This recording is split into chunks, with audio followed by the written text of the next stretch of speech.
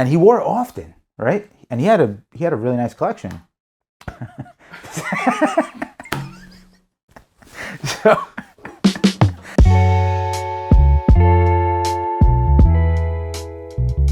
Joe is out of his mind. He's definitely very interesting. He's very eclectic. Peter's interesting, you know, he's eclectic. Peter is my brother. He's an attorney. He's 11 months older than me. He's significantly smarter than me, but I am way better at sales.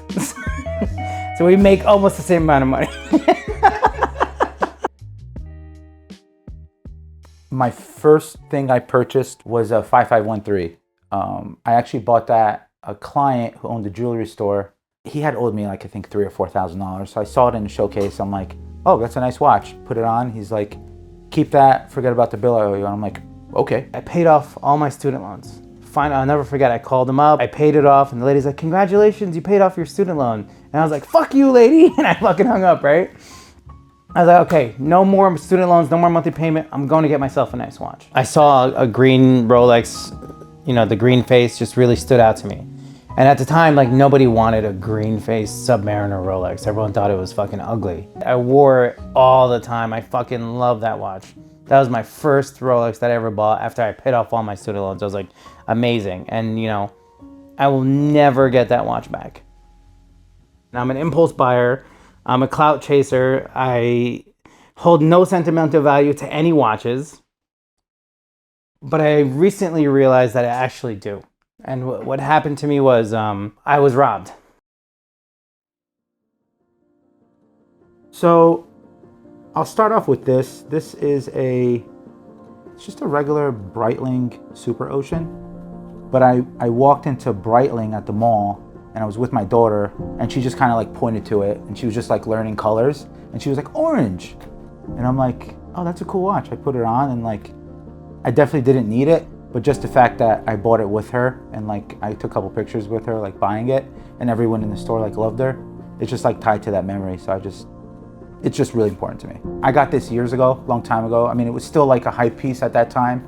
The price I paid for it is unheard of, but that literally means nothing to me. I wore this watch when my daughter got baptized and I plan on wearing this, you know, when she gets married, and I don't care what the value goes up to. I don't care if it drops down to $3. It's irrelevant to me just because of how important of a memory this is tied to. There was 3 watches that they didn't steal from me. It was this Submariner, this IWC, and a Batman. This I got really lucky with because this is truly irreplaceable.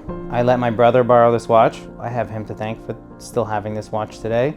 My wife is an adjunct professor at Montclair State. So like, it's no secret, they don't make a ton of money, right? So we had agreed that like whatever money she makes from that is hers. Like she can just do whatever she wants with it, right? It was Christmas, and she literally used all her money to buy me this watch. I used to do a ton of divorce and people would come to me and say, I'm just not happy anymore. I'm not happy anymore. Like, you know, one of the main reasons for divorce is called irreconcilable differences. Like we just don't get along anymore. But like my parents have been married for 30 something years. They definitely don't get along, right? And I don't think they've ever gotten along, but they put in some type of work to make the marriage continue.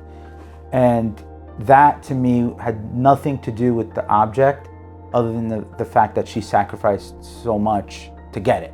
Good friend of mine came to me with a request without saying what that request was. It wasn't anything like legal related, but it was a pretty hefty request. Something I would never do for anyone. My birthday, this past birthday, I turned 35 and he presented me with this. He engraved it on the back with a thank you with his initials and his parents' initials who have passed away since. The other one was the Batman. I was wearing that. I was on vacation. I bought that watch after I bought my first property and ended up selling it because I didn't have enough money to finish renovating that property. I bought it for $10,500. I think I sold it to a friend for $10,300, barely. And I used that money to like do the pavers around the house and finish the basement, which added value to the house. But I said, one day I'll buy it again. Bought it again for like $18,500. This, I saw it and I absolutely loved it. And it kind of like, I was never a Cartier guy, but this I just thought was like unbelievable. You know, the triple sapphire. I don't know if I'll buy another Cartier, but it definitely broke that that desire like that now. I'm definitely gonna like keep my eye on Cartier. This is what you don't buy. I walked into Wempe with my brother, and you know, I loved it, he loved it, and I think based off his reaction, I was like, yeah, this is definitely probably a good buy for $40,000. What's it worth? I'm having trouble selling it for 25. So that watch was actually beside your other watches when they were being robbed. It was in a clear case, spinning, like, rob me. And they left it behind. Even with the robbery, I think I'm actually pretty in the green with watches. Because Can I tell the full story about that Panerai? Sure. Like the full story beginning to end. I had a Panerai, and a friend of mine loved it, so I just gave it to him. He still wears it to this day. He enjoys it, takes care of it. So Joe's birthday, I think like, what was it, 4 or 5 years ago, right? Bought it for him, same exact watch. Because he was like, how can you give somebody a watch? I'm your brother, blah, blah. I was like, and then like fast forward like 2 years, he lets one of his friends borrow it, which is like, whatever. I didn't even know. And then his friend ends up like nicking it or like damaging it or something. So Joe says, I don't want this anymore. You dinged my watch. You owe me $5,000. So he makes his friend pay him for the watch. I gave. I mean, come on. He put it in his book bag. I didn't say anything because I like bottle up my emotions until I explode. So one day I just told him, I was like, bro, honestly, that really upset me. Like, I got you the watch, like, and you, for lack of better words, you just sold it. So Joe actually is like, okay, my brother is upset. And then he buys back the watch from the guy. $5,500. He made $500 on me. Seriously, he bought it back for $5,500 because he's like, oh, I don't want to sell it now. I like the watch. Yeah, so I was gonna say he wore the watch and proposed to his fiance in it. And I remember seeing the pictures of him proposing. I'm like, man, this started off nice. Like I gave him a watch, and then like he sold it, and then like I was upset, and then he bought it back, and now he proposed to his fiance in it. Like all is mended. Like I was never, whatever upset I was before, I don't care anymore. That's so nice. And he wore it often, right? And he had a really nice collection. so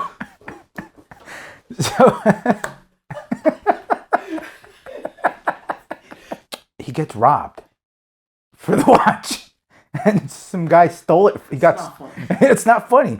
Hold on. So he got robbed for the watch, and some guy probably pawned it for like $400. Because what's the aftermarket on Panerais?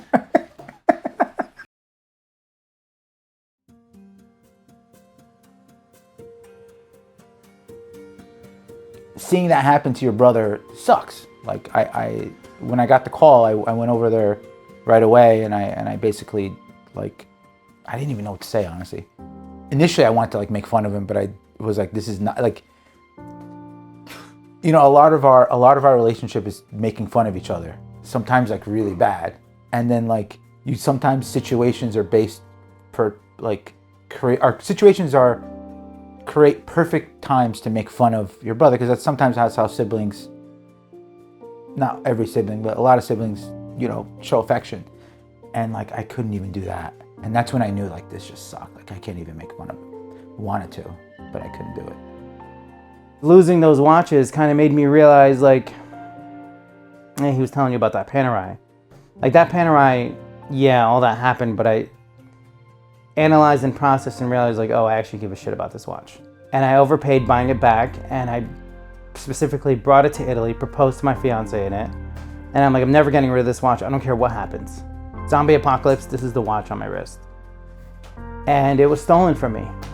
And it fucking sucked. Life, I think, is a culmination of bits and pieces of triumphs and bits and pieces of accomplishments, right? And when you look at your watches, you start like remembering, okay, I bought this watch for my daughter. This watch was from my wife. This watch was from one of my good friends. This watch I gave to my brother and he sold. So like, it's just a culmination of that. And no matter the memory, good or bad, it's still a memory. So that's why they're just so important to me, not in a sense of material things. I would be really upset if I lost them or they got stolen or whatever, but I still have that memory. I still have that memory tied to that watch. And the only watch I regret selling was my first watch, only because it was my first watch. I think I don't know what the fuck I'm doing when it comes to watches, but I still enjoy them. And I don't know if I'll buy another watch in a long time, but currently looking at Sprites. Am I proud of myself? Yeah. Sometimes I look at what I've built. You know, I have a real estate office, 44 realtors who like call me all the time and ask me questions. And like the amount of homes I've sold, and I'm just like, sometimes I just can't believe it. You know, you just put your head down and work, and occasionally you look up and you're like, oh shit, this is nuts. And you just put your head back down and you keep going.